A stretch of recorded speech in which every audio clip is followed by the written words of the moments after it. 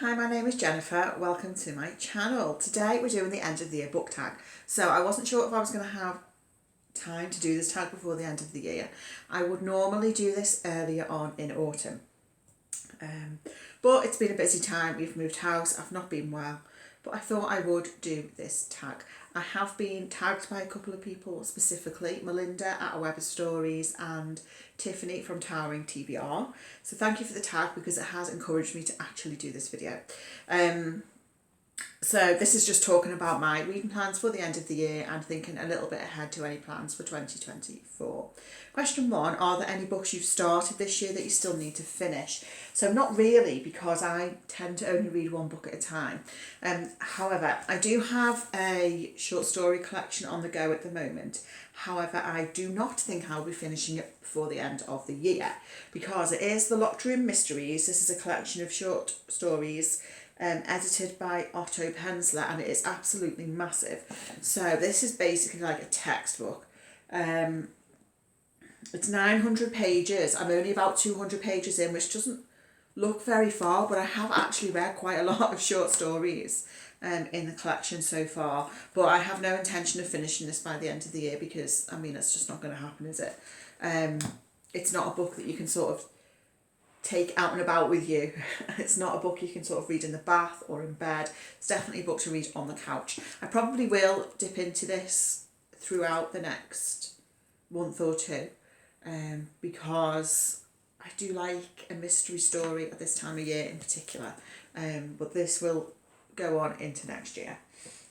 Question 2 is, do you have an autumnal book to transition to the end of the year? So the kind of books I like to read in autumn and winter are obviously some spooky books for Halloween. I also quite like historical fiction at this time of year, particularly like a chunky historical fiction.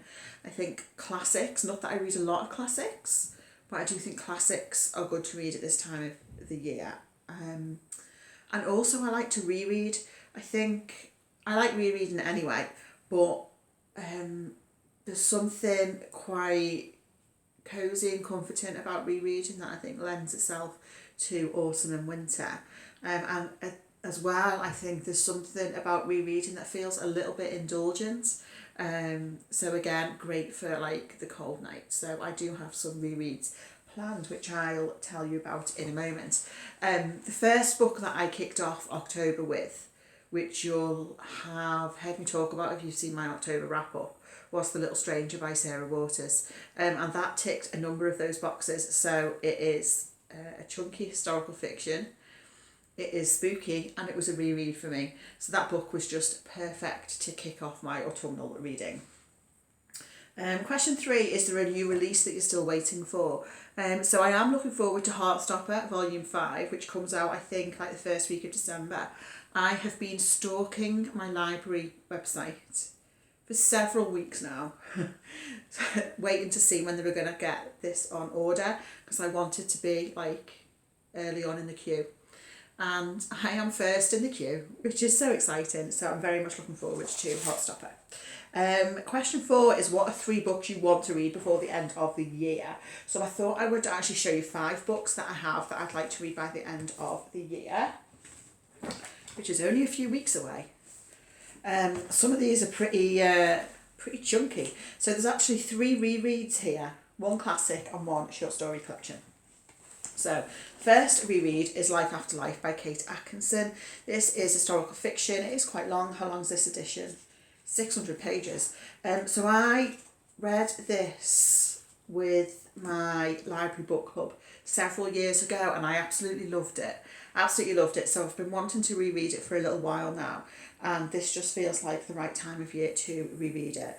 It's about a woman called Ursula. It's set in the early 20th century, and it's about looking at what if there were second chances. So she has an infinite number of times to live her life, and so she keeps dying, but then she's reborn and then she gets to live longer the next time. It's a bit weird, but I loved it, so I'm looking forward to the reread.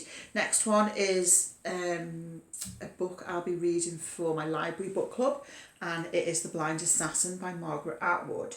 I chose this one for us to read, mainly because it's available for us to read this month. But I do want to reread some Margaret Atwood. I read a lot of Margaret Atwood maybe like 15 years ago, but I haven't for some time now. But I wanted to revisit some of the older books. This won the Booker in the year 2000. This is really quite long. This is over 600 pages. I read it so long ago that I have no memory of it, other than I think I liked it. It was before I did star ratings, so I don't know. I'll just read you a sentence from what the blurb says. It says, more than 50 years on, Iris is remembering Laura's mysterious death. And so begins an extraordinary and compelling story of two sisters and their secrets, set against a panoramic backdrop of 20th century history. The Blind Assassin is an epic tale of memory, intrigue and betrayal. I mean, it sounds great. I have no memory of it, but I'm like 99% sure I have read it before. Then for my work book club, this is exciting. The theme that we chose for December is Gothic, basically like my favourite genre. And so you could suggest books, and then we have a poll to see which book we are actually going to read. So someone put forward like a load of suggestions, all really good suggestions actually, one of which was Affinity by Sarah Waters, my favourite book ever. And someone said, oh, maybe we could read some Daphne du Maurier. So I suggested My Cousin Rachel by Daphne du Maurier, because it's a book that I have recently had a hankering to reread. I've reread it like many times, but I've had just an urge to pick it up again. So I thought, oh, I'll suggest My Cousin Rachel. I'm going to be rereading it anyway, I think soon. Anyway, it won the poll. So we're going to be reading My Cousin Rachel. I'm so excited for this. This is one of my favourite books ever. It is my favourite Daphne du Maurier. I just love it so much. So I'm so excited to reread this and to be able to discuss it with the book club. So it's about a young man called Philip who's raised by his older cousin Ambrose. Ambrose meets this woman called Rachel in Italy, I think, and they marry, but then Ambrose dies suddenly. And then Rachel comes to live in England with Philip, and Philip doesn't really know whether he can trust Rachel or not. So excited to reread that. Then I have one classic that I would quite like to read by the end of the year. So I am not a big classics reader, but I read Jude the Obscure by Thomas Hardy earlier this year. It was my first Thomas Hardy and I absolutely loved it. So I thought I'd pick up another Hardy. And so out of the library, I have picked up Desperate Remedies. So this one I wanted to read because it's described as a sensation novel. And I'll just give you a line of what it says this includes. It says that it has intrigue, blackmail, illegitimacy, adultery, false brides, horrifying revelations and murder. All in one book. That sounds excellent. I'm really, really looking forward to diving into this over the next sort of month or so. And then I have a short story collection which I picked up from the library this morning. I've had this on hold for maybe 6 weeks or so. And it's Janette Winterson's latest book, Night Side of the River. So this is Ghost Stories. So I think, let me show you these rather nice skull end papers. So I think, from looking at the blurb, this has a focus around technology and the digital world and ghosts. So I'm guessing it has sort of a modern spin on the ghost stories. I don't know. I picked this up from the library this morning, and I think somehow I've managed to kind of wreck the covers a bit. That's terrible, isn't it? I never normally do that. I don't know how I've managed that. I don't think it was me. Anyway, I have read some Janette Winterson before, and quite like her stuff. So yeah, looking forward to some ghost stories. So ghost stories, obviously you think Halloween, but I do think ghost stories are good just in winter in general. So those are some books I'm going to be reading over the next few weeks. Question 5, is there a book you think could still shock you and become your favourite book of the year? I mean, I feel like it's possibly unlikely, because obviously I'm going to be doing a lot of rereading. And yeah, I don't know. I mean, you never know. It'd be nice, but we'll see. And then final question 6. Have you already started making reading plans for next year? So kind of, yeah. I am not a big planner when it comes to my reading. However, my overarching reading plan will be, and has been for the last couple of months, to read from my shelves as much as I can. So we moved house recently, and the house we're in now is smaller than our last house. So I unhauled about 100 books during the move, most of which were books that I had read and that were just hanging around the house in various shelves and boxes and things that just needed to be got rid of anyway. A few books I got rid of that I hadn't read before but I was never going to read. So yeah, I unhauled about 100 books. However, I still have quite a lot of books. So, but at least they are all contained in this one room now. So my bookshelves are like over there, and I did count them actually. I think there's about 140, 150 books on my physical TBR. And I am going to be doing a book advent calendar again this year. I'll link below to a video I did a while ago where I talk about putting together my book advent calendar and how I do that. But basically it's a 12-day book advent calendar, so there's 12 books that are going to come into the house during December that I need to make a little bit of room for, I guess. Like, I am quite happy to have unread books in the house. I wouldn't want to have no physical TBR in my house. But I think some of these books have probably been hanging around for a little while, so I'd kind of like to get to them. So my main plan is going to be to read from my shelves. Now, I'm not going to be on a book buying ban, and I'm not going to ban myself from using the library either. However, I am going to make a real effort to make sure that I am incorporating reading from my shelves in my overall reading. Recently, I've made use of the freeze hold function on my library website, which I don't know why I've never used it before because it's genius. So obviously it just means you can have like a whole load of books on hold. Like, I think I've got about 18 books on hold at the moment. But I've frozen the hold of most of them and like just thawed a couple of them. So when you thaw the hold, obviously it means then the book is like released and it'll come into your life.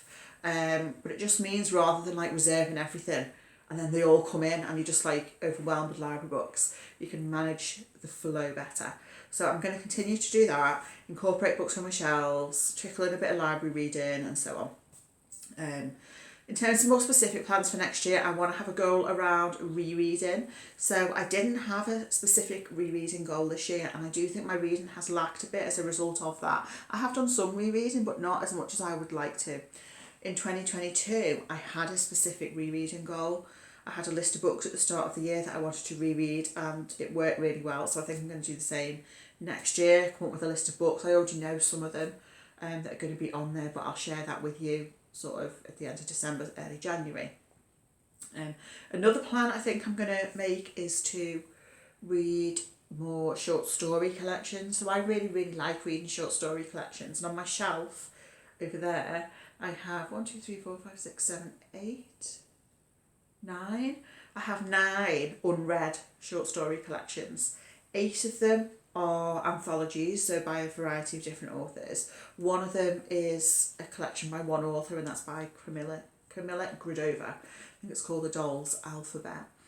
So my plan, I think, is probably maybe going to be to read one short story collection a month, or at least make sure that I am incorporating reading short stories on a regular basis into my reading. What I quite like to do, particularly with anthologies, is to maybe read 1 or 2 short stories between reading novels. If it's a short story collection by one author, then I'm more likely to want to read that like in one go. But with anthologies, I don't think it matters that much, so I'm going to try and trickle the short stories into my overall reading.